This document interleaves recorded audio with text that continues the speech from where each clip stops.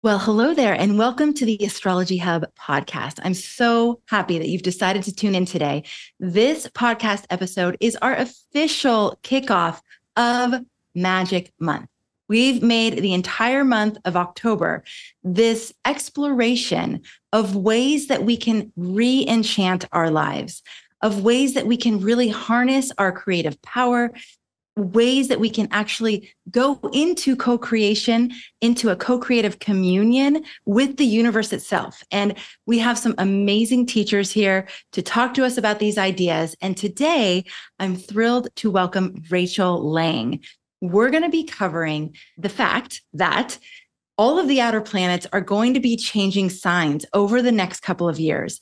And Rachel says this means that the creative potential is exponential. The power for us to actually impact change and influence the future is amplified. So we want to talk about that. We want to talk about the timing of it, but then also what we can do. And Rachel's amazing. She always makes the astrology very practical and tangible. So you're going to walk away with very clear ideas of how you can implement some of these ideas into your life. All right. So just a little bit more about Magic Month before we dive in.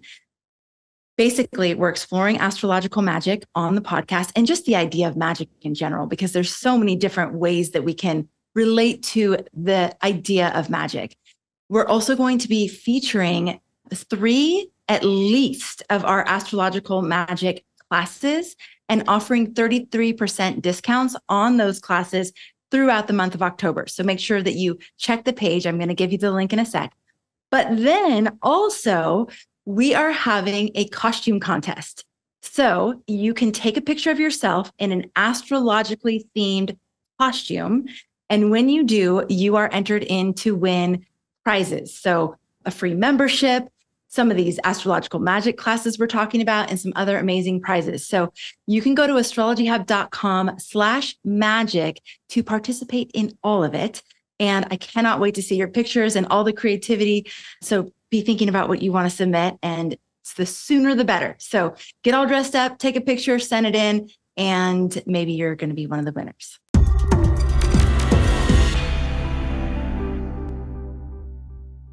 So today's guest is Rachel Lang. She's an author, an astrologer, a speaker, a teacher. She's been studying astrology for over 30 years. She's been practicing professionally and teaching for 18. She has 2 books currently. One is called Modern Day Magic, 8 Simple Rules to Realize Your Power.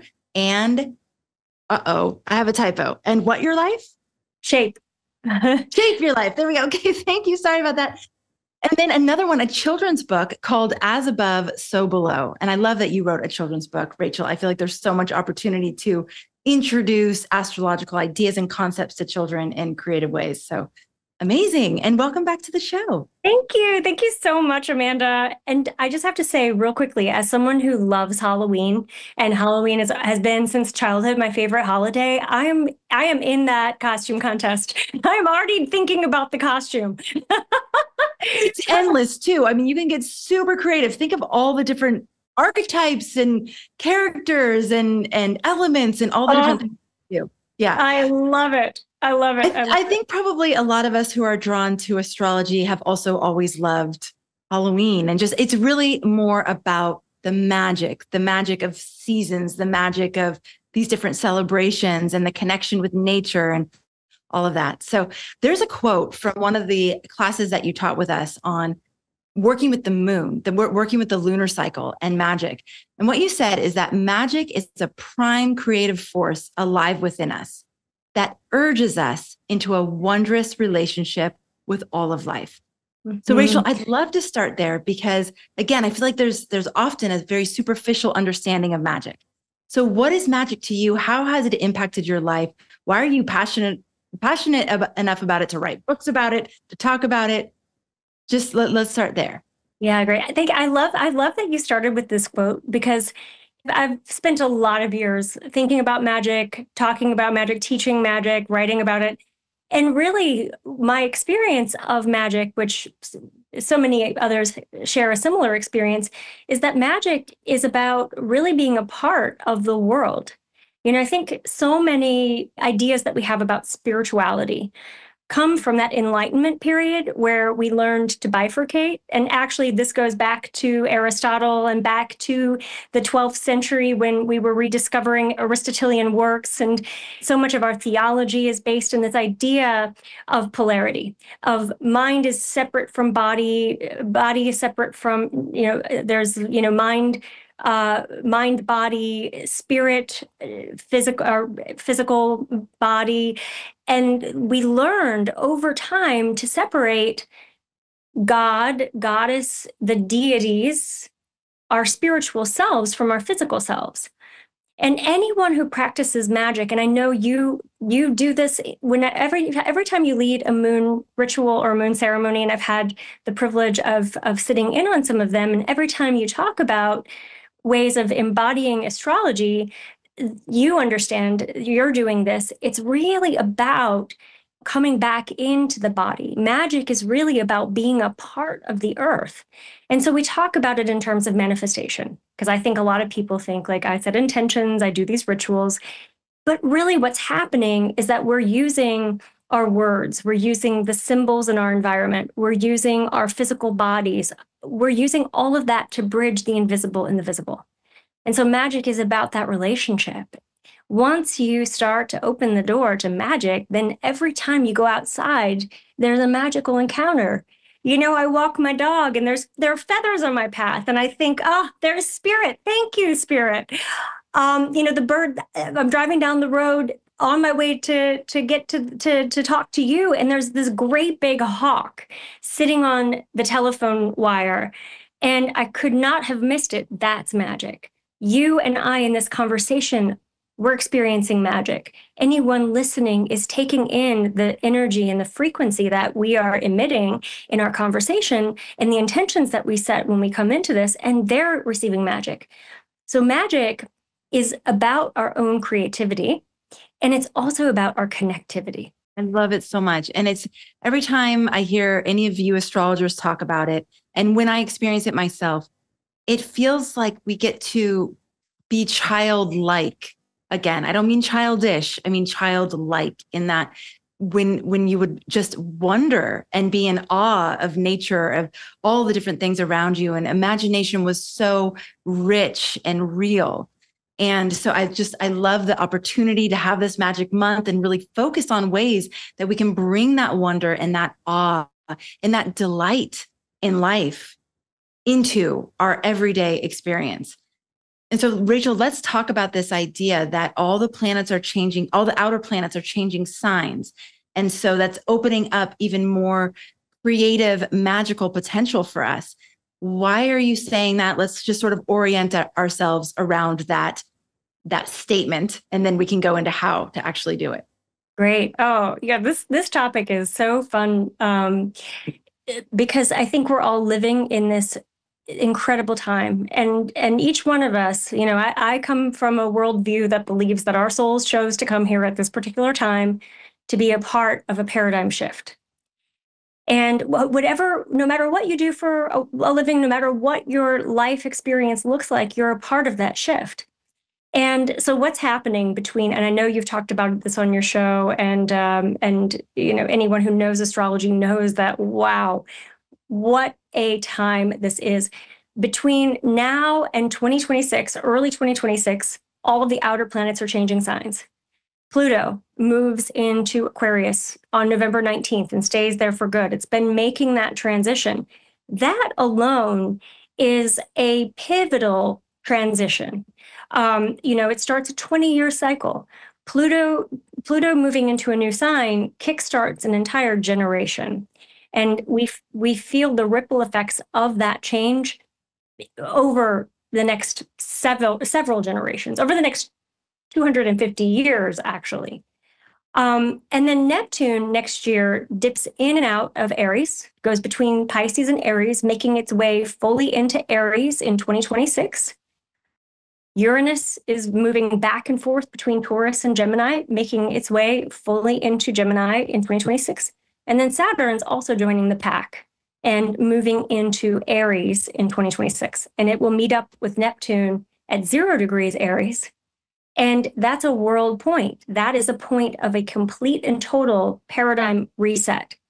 And right before that, next year, we get a preview of what that paradigm looks like, because the North Node hits its reset button in January of next year.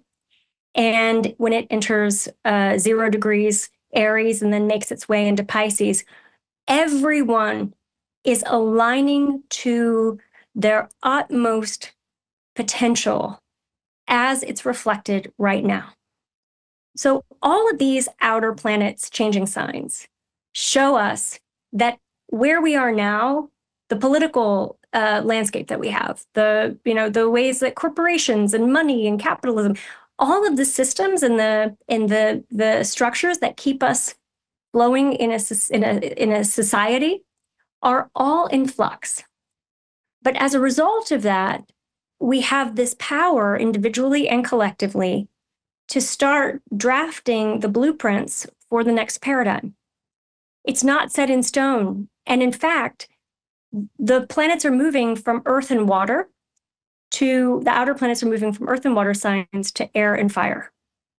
What we know about air and fire is that it's all about the intellectual realm. It's like lightning striking. It's innovation, it's invention, it's creativity. And really that goes until Saturn and Chiron move into Taurus in 2027, 2028.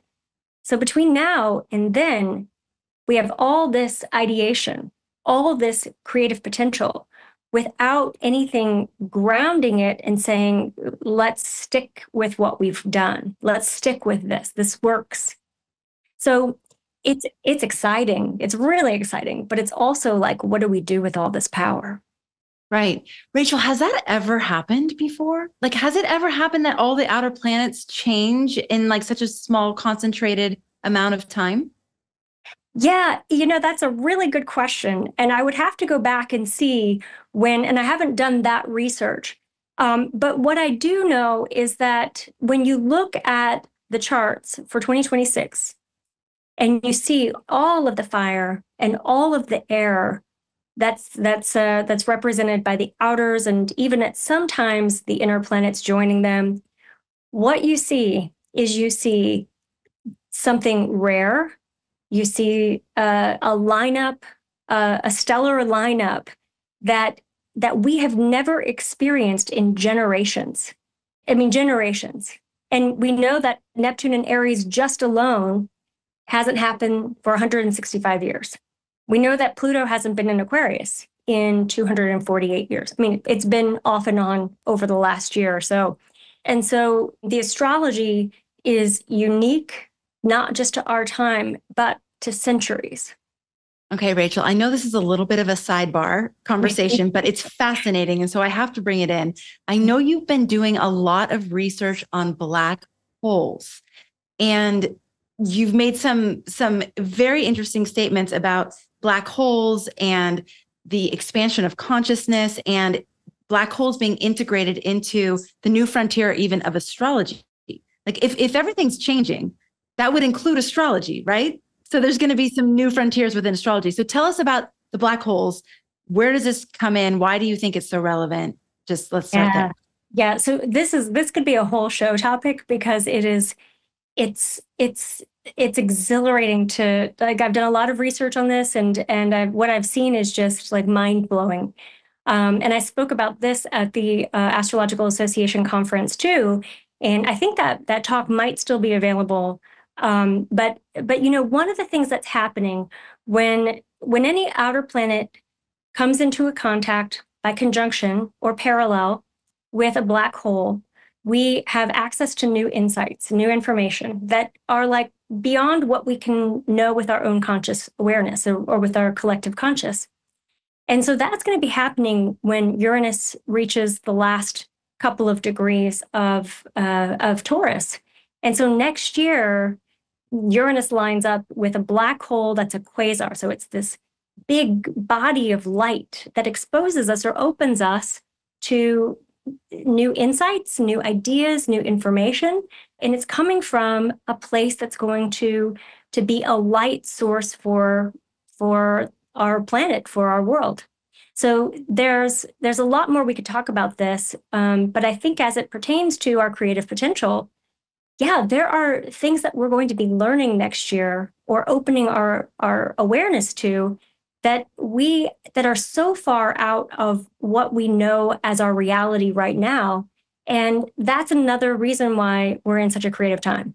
I love this. It's not like we have to do it all on our own. No, we're going to get some divine intervention, some help there. Yeah. I love that.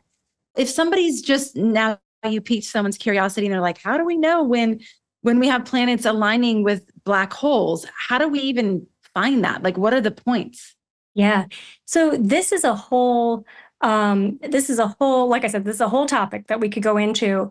But, there are Philip Sedgwick has done incredible work on this, and Michael Earlywine and Alex Miller. And I'm sure there are others that I'm not thinking about right now in this moment. But I mean, Philip Sedgwick really is, I think, a great resource for this. And in Solar Fire, which is an astrology program that many of us professionals use, you can actually buy expansion packs of black holes and quasars and pulsars and deep space objects. And so that's something too. Or someone could reach out to me and, or maybe we could have a mastery class on the subject, which I think would be amazing. Good. Yes. Like you said, this is a new frontier of, I think, where astrology is going to be moving. Wow. It's like something opens up and then light comes through and we have access to new information. That's fascinating. If you're an Inner Circle member and you would like a mastery class on black holes, let us know in the comments, because we could probably arrange that with Rachel sometime next year. That's very cool. Okay. So if we go with your paradigm or worldview that we chose to be here at this time, and that we're experiencing an individual and a collective paradigm shift. Mm-hmm. What can we do with that? Like, especially like right now, as we're in October of 2024, these big dynamic times that are coming, 2025, 2026. What would you recommend we do to be prepared to harness and really capitalize? I'm saying that in hopefully a positive way. But I'm saying it in a Capricorn way. Yeah, totally. Really just really utilize these energies for the highest and best for ourselves and for all. What can we be doing now? Yeah, I think the most important thing, and I actually gave a talk on potential future trends. I had so much fun giving this talk at the Astrological Association conference in London just last month. And if we look back at previous times when Uranus has been in Gemini, that was 84 years ago, Neptune in Aries, Pluto in Aquarius, what we see a real shift in consciousness, and one that opens up with Pluto. And then with Uranus and Neptune, we see a lot of fast moving innovation without a lot of delays or setbacks, without those limiting beliefs that we all carry with us and that we carry through generations in our cultural consciousness or in our collective consciousness. And so I think it's important for us all to realize that, if you're driving down the freeway or the highway on a road trip and you've got the radio on and you go through these periods, these patches of road where they're static. And I know a lot of us are streaming now and have, all kinds of different ways of listening to music. But, if you go back in time and remember driving down the road and you have these patches of static and sound comes through and you can hear music for a period of time, or you get into a big city and there's lots and lots of sound and different options for the radio. That's kind of how the field of potentiality, this like intellectual realm that we're all a part of, that's what's happening. There's a buzz. So our thoughts are easier to travel. The information that we share with one another, easier to communicate and to get out into the world. But that also means that if we look at the research in quantum physics, for example, or in New Thought ideology, we know how our thoughts really shape our experience. And so if you're in this air prominent, fire prominent period, our radio towers are sending and receiving all the time. And so our thoughts can carry. And we want to be focusing our thoughts and thinking about things that are going to be in support of what we want to create in our lives. Rachel, I hear you, and I can actually I can really feel what you're talking about. And I think a lot of us have had the experience recently over the last few years of wow, whatever I tune into gets reflected back to me. And often this is because of the algorithms on the social media platforms and the way that it's all designed to literally, once you say you're interested in something, now that's all you see. But I love that you brought in the radio because we can very proactively and consciously choose which stations we're tuning into. And that can work in our favor. You know, that can work at our detriment, and that can work in our favor as well. So paying attention to thoughts, that's one of the things that you're saying is an important piece to start being mindful of right now if you're not already. What else can we do? Yeah, I think you make such a great point, and that is being selective about what we are tuning into, what radio stations we're playing. I mean, literally, but also metaphorically. Who are we listening to?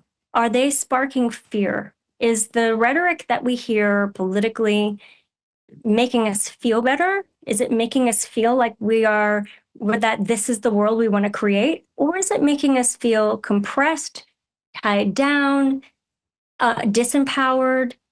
I mean, I think if we all realize how much power we have actually to create the world that we want, to create the world that we're living in, that we're leaving for future generations, then we might feel more responsible about what we're exposing ourselves to and about what we're participating in terms of discourse, in terms of social media exchanges, and also just in terms of the information we take in and the information we share.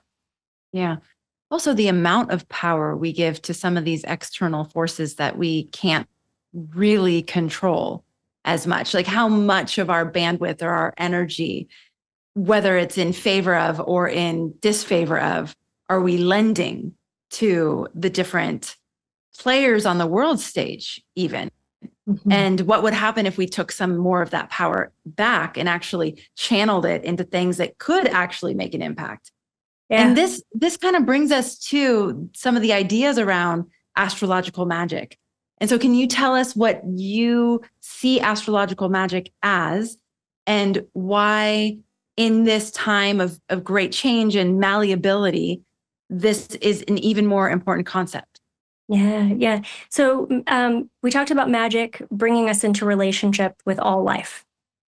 Well, one of the core tenets of magic, and astrological magic in particular, is as above, so below, as within, so without, as the universe, so the soul. So if we recognize the correspondences with everything has an astrological correspondence. Every symbol that we bring into our home space and into our environment, everything that we do incorporate into our rituals, all of that has an astrological frequency that we're calling in.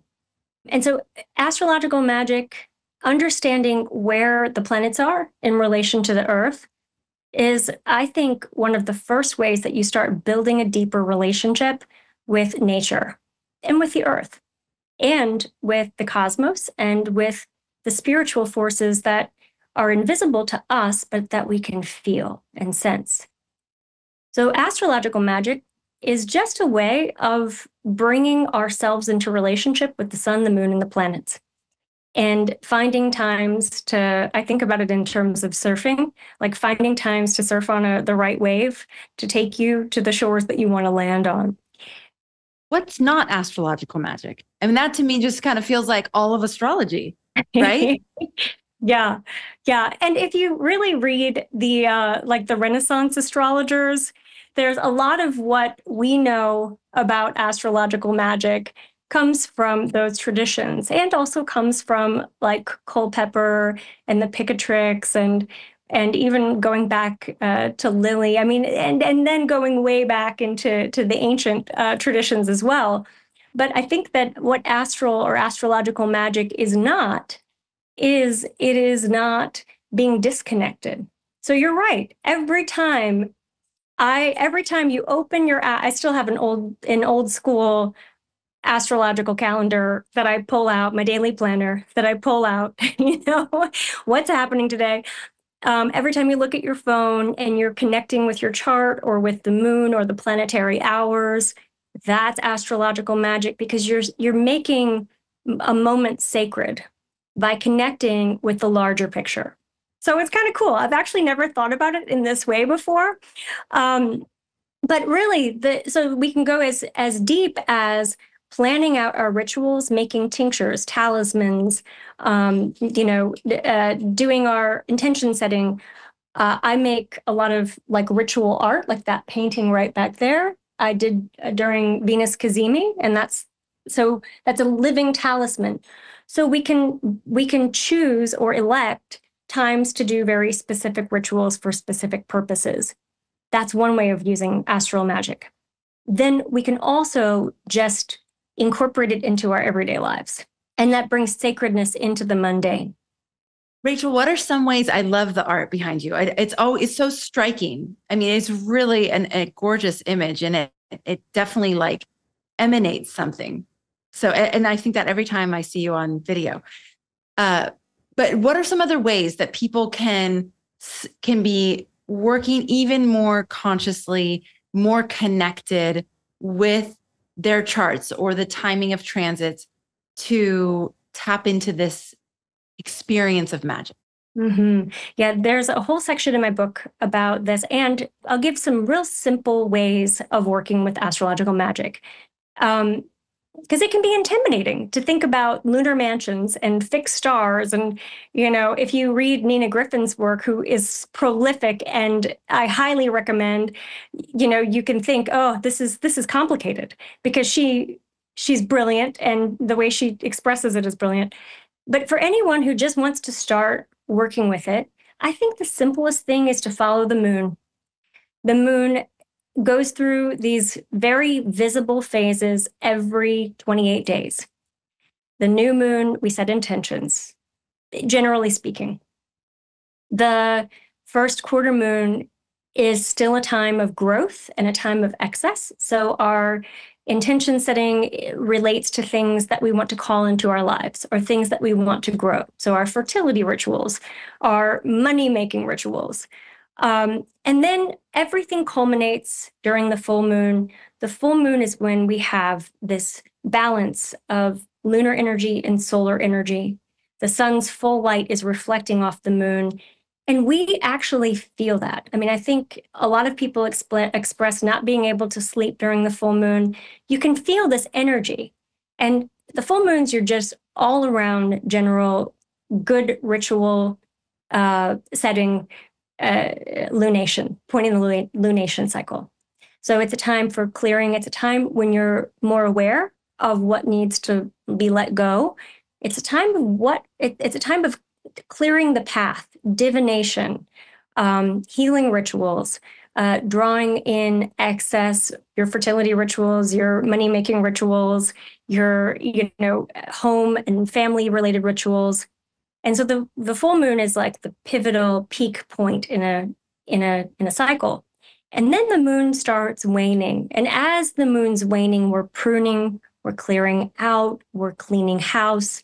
And it's a time of cutting out excess. These are the times when you can do some releasing and letting go, when you can do some intentions to disconnect from relationships in a conscious way, clean your house. That's when that point in the lunation is supportive for those things.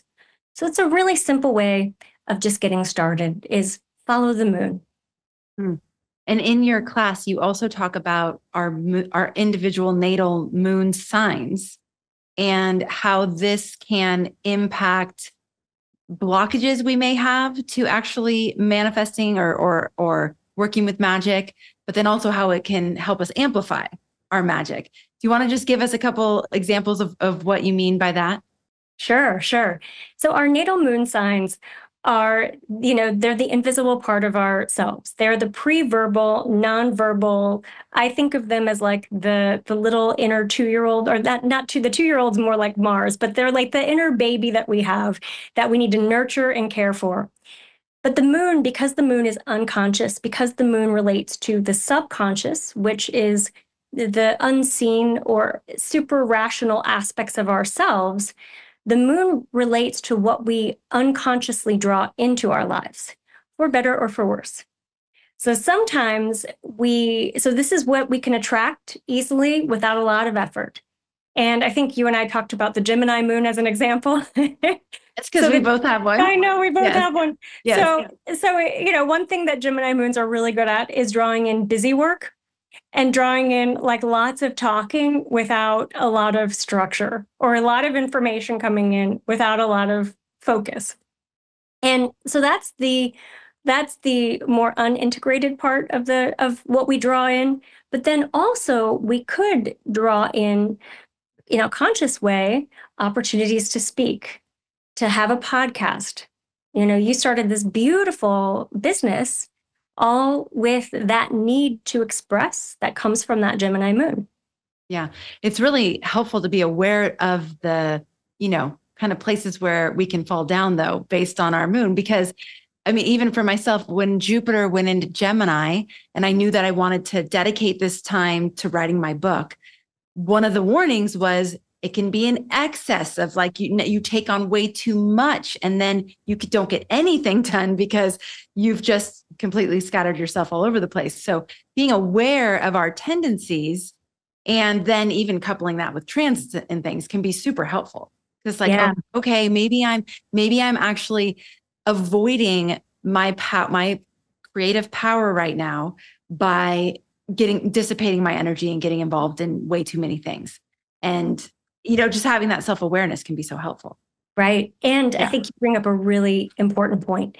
And that is our moon is the part of us, it's the pre-verbal part of us that doesn't always feel safe. And so if there's any fear about your book being public, being out in the world, everyone seeing your ideas, right, then that little insecurity comes up and it's like, I don't want to do this. I'm going to shut this down. I'm going to shut this down by getting too busy and then not being able to do it. Wow. Yes. Yeah. And so this is another way that magic works. So we're creative machines, and we are always creating in so many different levels. Our soul is creating the experiences that we need, that we came here to experience. And some of them are not ones that our ego would choose. And then our egos are creating in terms of what's going to make us feel special, like stand out, or what's going to help us belong. And so our egos are always in a creative process consciously of like, well, what do I need to do to fit into my community? What do I need to do to be really special in my career? So we're creating consciously. And then we're creating subconsciously ways of meeting our deep-seated needs that we don't always have a sense of because they relate to our early childhood experiences. And we're creating and drawing into our lives things that make us feel safe, which aren't always what our egos would choose. And they're definitely often not times what our souls would choose. So we're creating with the sun, we're creating with the moon, we're really creating with our entire charts. But the sun and the moon have both very different needs in terms of the magical potential. Okay. Well, let's bring this full circle to the idea that all these magical abilities that we have as human beings are amplified in this period of time, that our creative potential is amplified in this period of time. What is one thing that people out there can do to really just like anchor in this idea and just take like that first step? What's one thing that someone could do? I think magic is always more fun when we're doing it with other people. So find that one friend who is one friend or more, or maybe you start a small group, have these conversations of like, what are you creating? What are your intentions? Let's make some moon water. Let's, find someone else to be your study buddy or your collaborator in co-creating. And maybe you both have a shared vision for what you want to see for your communities or what you want to see for the world. It's really important that we vision what we're seeing in the world or what we want to see in the world. And I think the best thing that we can do is talk about it. Talk about what's possible instead of what is that we want to change. Yeah, those are important conversations too. I'm not saying we don't want to call out injustice or we don't want to call out other people's, behavior that's out of integrity, or that we want to look at systems and how to shift what is. That's important too. But I think the opportunity we have right now is holding that vision power individually within ourselves, but also holding it with other people. The energy of co-creation, of magic, when we are setting intentions or offering any kind of prayer, when two people come together, their co-creative power isn't just multiplied 1 times 1. It is exponential. And so groups, we're moving into Pluto and Aquarius. The power really is within the individual, within the group, individuals within groups, our local communities, our online communities. I have this sort of dream that we go back to when the Quakers were first, or the early Christians. A lot of spiritual practices started with, let's just get together in somebody's living room. Yeah. And talk about these things. Mm. So I think that's one thing that we can do. Find someone to talk about these things with and to vision together. Mm. It's also when we start sharing some of the visions and the dreams where I know for myself, in the inner circle, oftentimes will share at the end of a ceremony and people will come on and share their visions. And then I start to see their vision. And then the whole group is seeing their vision. And we're giving so much power to this creative idea. And then it's kind of like, oh, yeah, that would be amazing. And then we could put this person's idea with that person's idea. And then we have an entire solution to a problem that exists today. So I love what you're bringing out in terms of sharing it with people, playing in it with people. I know my experience with magic has been in groups the entire time. Of course, I do some things on my own, but it started with the moon circles, local moon circles here in Hawaii, and just incredibly potent. Rachel, what would you say to anyone out there who is questioning how much power we actually have as individuals, mm-hmm. who is feeling kind of disillusioned or defeated in terms of the many seemingly obstacles that we have as humans at this point in time, and who's looking at it going, yeah, this is cute and all, but is it really going to change anything? Mm-hmm. Yes. I have been there. I feel that.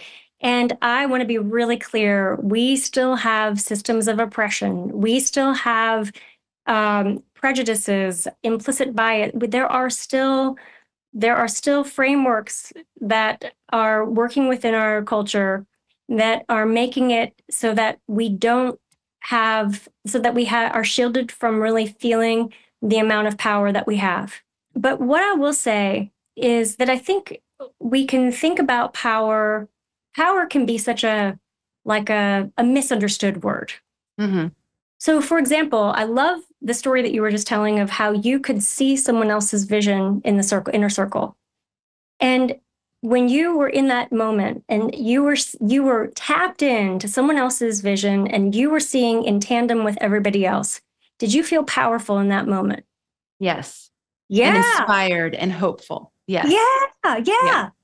That's what power is.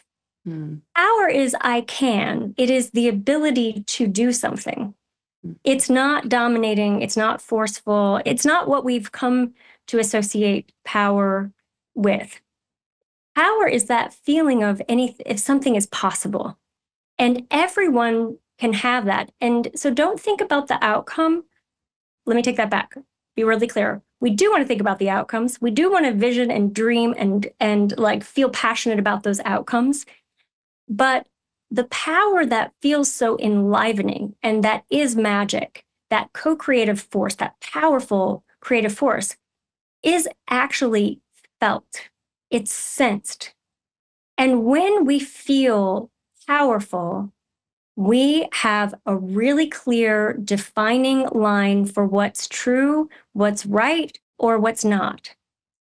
And when all of us can fine-tune our internal compass that way, then we are going to make decisions personally and collectively in alignment with what is going to be right, what is going to bring us to the good, meaning a place that is more universally just and abundant and love-filled, peaceful for the greater good. So fine-tuning that inner guidance system is really what we're talking about when we're talking about power. Mm-hmm. So paying attention to how things feel in your body. You were saying that earlier, when you're listening, when you're tuning into certain channels, or when you're in certain groups of people and having certain conversations, how does it feel in your body? And that was just a really beautiful illustration of that, Rachel. Thank you. Yes. Yeah. So there's a lot of things we can do. Buddy up, get with other people. What's moon water, by the way? Yeah. Okay. Let's talk about moon. So moon water is, I have this question a lot. Moon water is, when you take a water, you put it out at the full moon, or the quarter moon, the waxing moon, and it charges, it kind of holds the energy of that moon sign, of the lunation. And some people use it in ritual practices. I know I do. Some people wash their faces with it. So, it's like holy water, Yes. I'm learning a lot about water, actually. And water as a sentient, conscious being. And so everything you're saying makes so much sense. Like that's an actual communion. It seems also like it would also be solar water in a way, because it's the light of the sun being reflected by the moon, right? Yeah. Amazing. Yeah. I love it. Rachel, thank you so much. For those of you who love Rachel as a teacher and want to learn more, we've categorized the Magic Month classes in terms of beginner, intermediate, and advanced. We labeled Rachel's beginner because the class that we have for Magic Month is working with the lunar cycle. So it is that like entry point. But if you're an advanced student and you don't have a lunar cycle practice and you want to learn about the lunar cycle, it's still good for you too. But if you want a starting place and if you want very practical ways to actually implement some of these ideas, highly recommend checking that out and taking advantage of the 33% Magic Month discount. We're going to continue the series on magic throughout this entire month, and you are going to have the chance to win some of these amazing prizes based on your astrologically themed costume. So make sure you take a picture of yourself in those and submit them. You can go to astrologyhub.com/magic to learn more and participate in any of the festivities that you feel called to. Rachel, it has been such a pleasure to be here with you again. I love having you on this show. I love your perspective. Thank you so much for sharing. You're definitely a beacon of light. Oh, thank you. I feel the same way about you. Thanks. Thank you. Awesome. All right, everybody. Thank you so much for being a part of our community, for making astrology a part of your life. And we will look forward to connecting with you on the next episode. Take care, everyone.